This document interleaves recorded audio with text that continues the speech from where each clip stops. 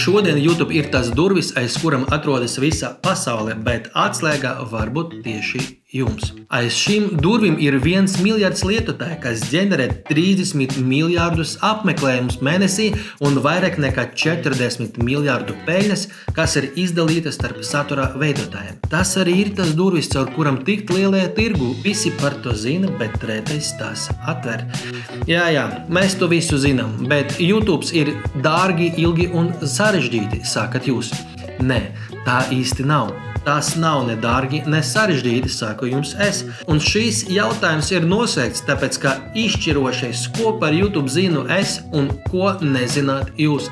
Bet es jums visu izstāstīšu. Īsumā sakot, YouTube ir faktiski autonoma satura administrēšanas platforma, kas tika radīta ar vienu mērķi – pelnīt naudu un daudz. Un ja jūsu mērķis kaut cik sakrīt ar šo, tad es ieteiktu šo video noklausīties līdz galam. Pāris gadus atpakaļ bija moda atkost YouTube algoritmus.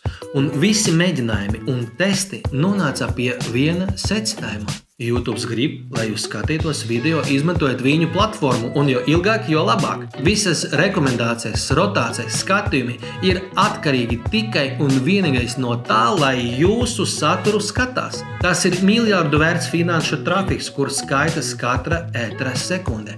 Bet YouTube taču nerada saturu, viņi rāda pirmās klases ērtības platformu, lai to saturu radītu jūs.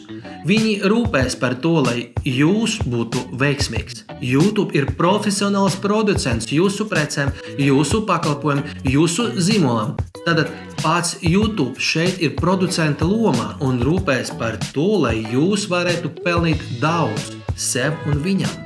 Jo ja pelnat jūs, pelna arī YouTube. Un pats svarīgākais šeit, ka šajā momentā atbildības zonas sadalās.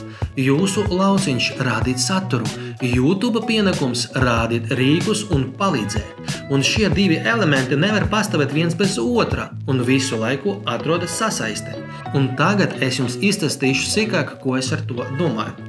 Un kamēr es dzeru šo garšīgāko Latvijā grauzdētu kafiju, spiežam subscribe un esam gatavi turpināt.